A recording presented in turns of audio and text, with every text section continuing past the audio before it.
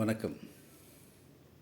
ஒரு சில விஷயம் தோணுச்சு, அதை பற்றி கேள்வியை கேட்கலான்னு தான். ஈவே ராமசாமி நாயக்கர் மக்கள் தொண்டாட்டினார், பல மாற்றங்களை ஏற்படுத்தினார். அவரால் தான் தமிழ்நாடு அப்படியே புரட்டி போடப்பட்டது. தமிழெல்லாம் உடுப்பு உடுத்துகிறான், தமிழச்சியெல்லாம் உடுப்பு உடுத்துறா அப்படின்னு சொல்கிறாங்க. அந்த காலகட்டங்களில் மக்களுக்காக போராடின அத்தனை பேருமே தங்களோட வீடு வாசல் சொத்து எல்லாம் இழந்திருக்காங்க. ஆனால் ராமசாமி நாயக்கர் பல கோடி ரூபா சொத்து சேர்த்திருந்திருக்கார். பெரும் செல்வந்தரான முத்துராமலிங்க தேவர் கூட தன்னோட சொத்தை ஏழை மக்களுக்கு கொடுத்துருக்காரு. அந்த மாதிரி நிறைய பேர் தங்களோட சொத்தை இழந்திருக்காங்க. வாவசியெல்லாம் தன்னோட சொத்தை விற்று கப்பல் கட்டி மக்களுக்காக போராடி கடைசியில் ஒன்றும் இல்லாமல் போட மனுஷன். இப்படி பல நூறு பேர் தமிழ்நாட்டில் இருக்காங்க, தமிழில் இருக்காங்க.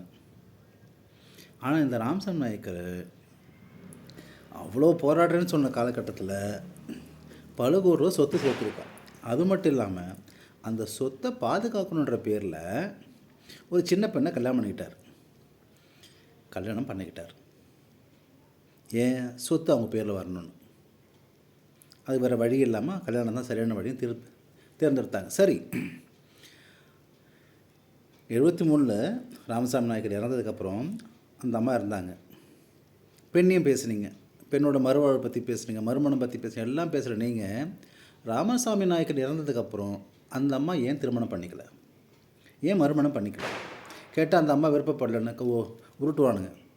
ஒரு புரட்சி செய்ய நினச்சாக்கா அல்லது ஒரு மாற்றம் ஏற்படுத்த நினச்சா அந்த மாற்றம் நம்மகிட்டேருந்து வரணும் இல்லையா?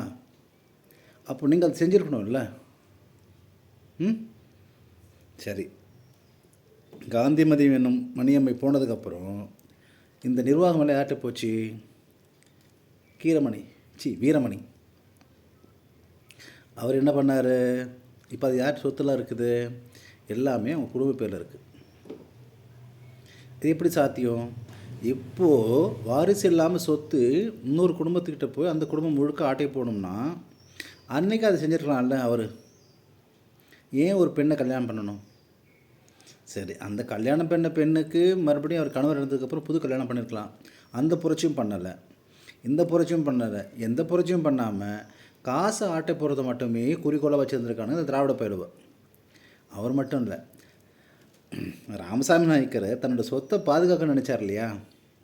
யார்கிட்டேருந்து பாதுகாக்க நினச்சார்? யோசிச்சு பாருங்களேன். அப்போ கூட அந்த ஆட்கள்லாம் யார்? இதில் திராவிட முக்கிய திருட யார்? கண்டுபிடிச்சிங்க, கருணாநிதி. அப்போது கருணாநிதி வகையார அப்போவே ஆட்டையை போகிறதுக்கு பிளான் பண்ணியிருக்காங்க. அவங்கக்கிட்டேருந்து சொத்தை காப்பாற்றுறது தான் இந்த ராமசாமி நாயக்கர் இந்த வேலையெல்லாம் பார்த்துருக்காப்புல.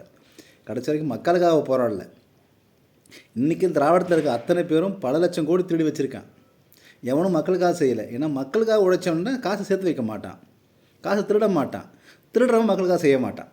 இன்றைக்கி திராவிடத்தில் இருக்க அத்தனை பேருமே, இது வரைக்கும் ஆட்சியில் இருந்த அத்தனை பேருமே பல லட்சம் கோடி வச்சுருக்கான். எவ்வளோ பணம் வச்சுருக்கான்னு அவனுக்கே தெரியாது. மக்கள் சேவை செய்ய வந்தவன் ஏன் பணத்தை சேர்த்து வைக்கிறான்? அதுவும் திருடி சேர்த்து வைக்கிறான்? வாய்ப்பு இல்லை இல்லையா? அப்போ திராவிடம்னாலே ஆட்டையை போகிறதுக்கு வச்சு தான் இந்த ஈவே ராமசாமி கதையெல்லாம் உருட்டு கதையெல்லாம் அடித்து சுக்குநூறாக உடச்சி பூரா பயிலும் ஒரு நாள் ஓட போகிறான். இந்த கேள்வி கேட்டால் பதில் சொல்ல மாட்டாங்க. உடனே தனிமனை தாக்கல் வந்துடுவானுங்க. அதுவும் இப்படி வீட்டில் பொம்பளை பிடிச்சி பேசுவானுங்க. இவனுக்கு இச்சை பிடிச்சி ஈன பிடிச்ச ஈனப்பயிலுவ. இவனுக்கு ஒரு ஆள் போனேன்